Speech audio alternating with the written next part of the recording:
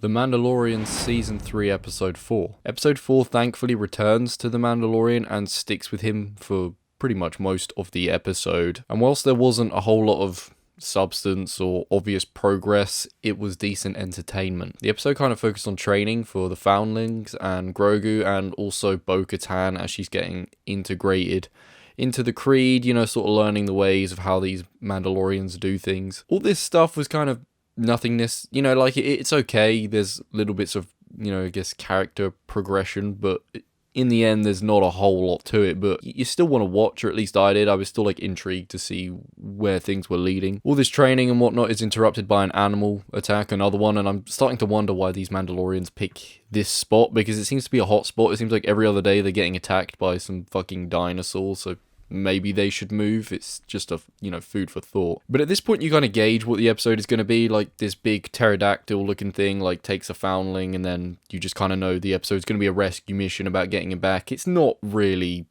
you know, big story stuff. It's just something for the characters to do so they can work as a team. We do get a bit of a surprise in this episode as we get a flashback, and the flashback involves Order 66. I think they've done one like this previously, maybe in the Book of Boba Fett, I can't quite remember, but, you know, it's like the Jedi Temple. It's Grogu in the temple, and you see this Jedi who kind of helps him escape the temple, and this Jedi is pretty cool. It's like a bit of an Easter egg. He's being played by the guy who originally like voiced Jar Jar Binks. But yeah, this guy's like cutting down clone troopers. He's on like a speeder chase through Coruscant, and then he eventually escaped, and Grogu just sort of tagging along with him. And I thought it was pretty decent. I thought it was probably the highlight of the episode. It was quite fun.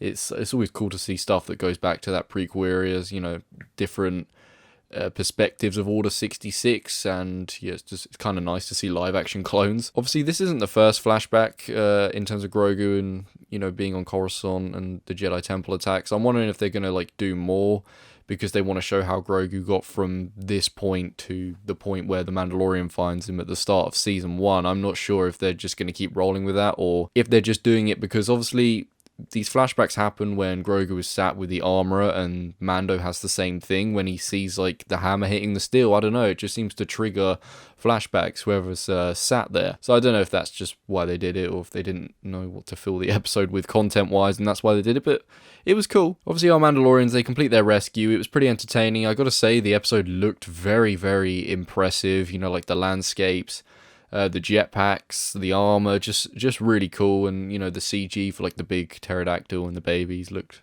pretty good as well. You know, I thought visually, as I've said with this season, it's very, very impressive, and it's the highlight of the show is the visuals. And after the rescue, Bo-Katan confesses to the armorer that she saw a mythosaur, and the armorer is just like having none of it. She thinks it's horse shit, I guess, because I guess they think the mythosaur's dead. I don't know if that's meant to be the big thing of this season, is that the mythosaur is still alive and it's just some legendary creature, and then they're going to slay it, and maybe whoever slays it becomes like the king or queen of Mandalore. I'm not sure if that's what they're going for. If they are, it's not really that interesting. It's just a big old beast. But I don't know, they seem to really be sort of leaning heavy on this whole mythosaur thing. But yeah, that was pretty much your episode, and this episode I think was just attempting to integrate Grogu and Bo-Katan more into the Creed, and seeing them sort of just get more involved and becoming more of like a part of this group. But still, I'm struggling to see a direction. It still feels like next week they could go in any direction again, and especially after last week's strange episode that cut away to that doctor, it just feels like disconnected this season now. It feels a bit random because it's just sort of doing whatever it likes. It's sort of freestyling. It almost feels, and I don't mean this to disrespect The Mandalorian this much, but it feels a bit like how the sequel trilogy was, where there wasn't really a plan. It just kind of feels like they're jumping, you know, episode to episode. I think really when you're going to do a season, you should know what your end goal is. And I'm sure they had it, obviously, all 8 episodes written out, but when you watch it, it doesn't feel that way. It does feel like they were just making this shit week to week, like, oh, fucking hell, where should we go this week? And then they just do that. But, you know, it's the same complaint I've had for every episode of this show so far, every episode of Season 3 so far, is that it just doesn't have like a clear vision, a clear goal. And, you know, again, there wasn't much substance to episode 4, but I was entertained, and for that reason I'd give it a 7 out of 10. Thank you for watching. If you've seen it, do feel free to let me know what you think about it, and I'll see you in the next one. Bye bye.